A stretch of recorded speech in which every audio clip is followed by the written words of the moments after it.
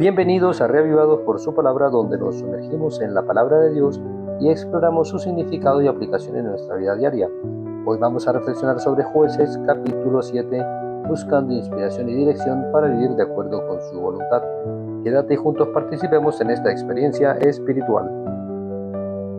Al ver el ejército combinado de los madianitas, los amalecitas y los del oriente, Gedeón sintió temor y pidió una prueba a Dios como confirmación si había sido llamado o no a liderar el ejército de Israel, y al recibir la confirmación entonces envió un mensaje a las tribus de Manasés, Aser, Zabulón y Neftalí, quienes salieron a su encuentro y se reunieron con 32,000 hombres para enfrentar un ejército de 135,000 que eran como una plaga de langostas, y sus camellos eran innumerables como la arena que se acumula en la orilla del mar. Jueces 7:12.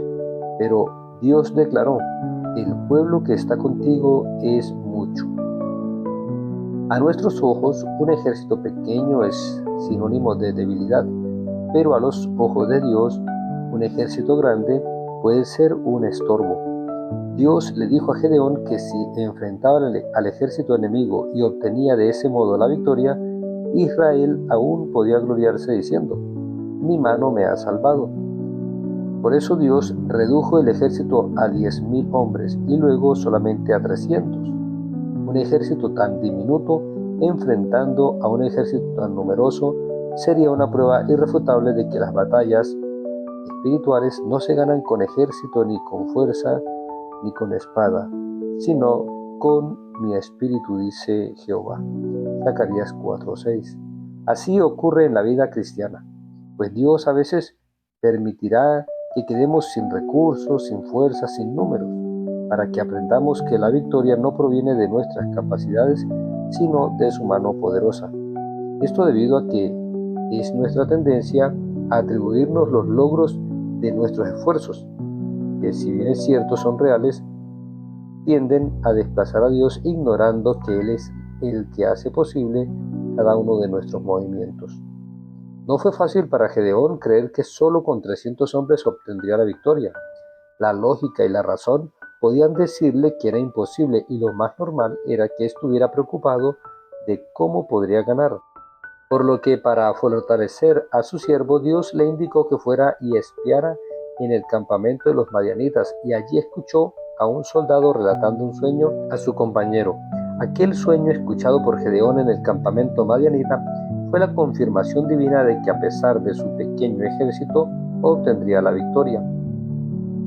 El pan de cebada era el alimento de los pobres y por lo tanto era despreciado por los guerreros y los reyes, y esto representaba perfectamente a Gedeón y a sus 300 hombres. No eran poderosos, no eran numerosos, no eran reconocidos y no eran temidos. Sin embargo, aquel pan rodante derribó una tienda que simbolizaba al ejército más grande del oriente. ¡Qué maravilloso es Dios! Usa lo pequeño para derribar a lo grande. Usa lo humilde para avergonzar lo soberbio. En este sentido, Pablo escribió: Dios ha escogido lo necio del mundo para avergonzar a los sabios, y Dios ha escogido lo débil del mundo para avergonzar a lo que es fuerte. Primera de Corintios 1:27. Cuando Gedeón escuchó el sueño y su interpretación, su reacción no fue de euforia ni asombro, sino adoración. Antes de pelear, él ya sabía que la batalla era del Señor y por lo tanto le adoró. Así también nosotros debemos entrar en nuestras luchas, no confiando en las habilidades ni en los talentos, ni mucho menos en estrategias humanas, sino confiando en la dirección y bendición de Dios. Las trompetas, los cántaros y las teas encendidas no eran instrumentos adecuados para la guerra. Sin embargo, Dios los eligió precisamente para demostrar que la victoria no dependía de las armas, sino de aquel que peleaba por su pueblo. La primera fase de la batalla ni siquiera fue entre Israel y Madián, sino que los madianitas se mataron entre sí. Cuando Dios pelea por nosotros, por difícil que parezca la situación, lo que parecía imposible comienza a desmoronarse sin que toquemos una espada.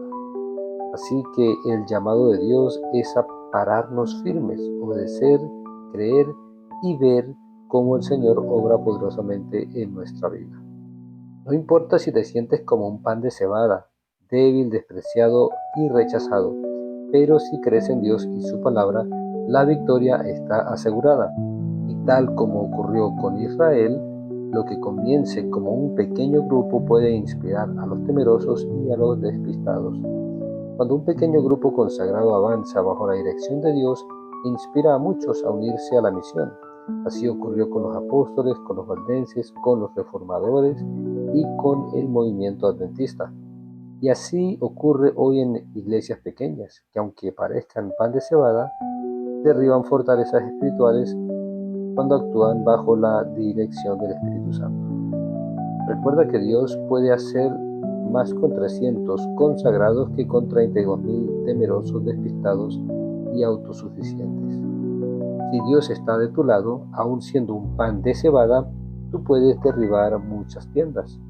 Acude hoy a Jesús y agradécele porque aunque el mundo te vea como un pan de cebada, Él a pesar de tu debilidad puede obrar poderosamente en ti para hacerte más que vencedor. Pídele que quite de ti toda confianza en la fuerza humana, de modo que tu victoria no sea por tu habilidad, sino por su espíritu. De ese modo, siendo un pan de cebada, puedes ser humilde, dispuesto y listo para rodar donde quiera Él te envíe. Recuerda, yo soy Leonardo Rincón y deseo que Dios te siga bendiciendo.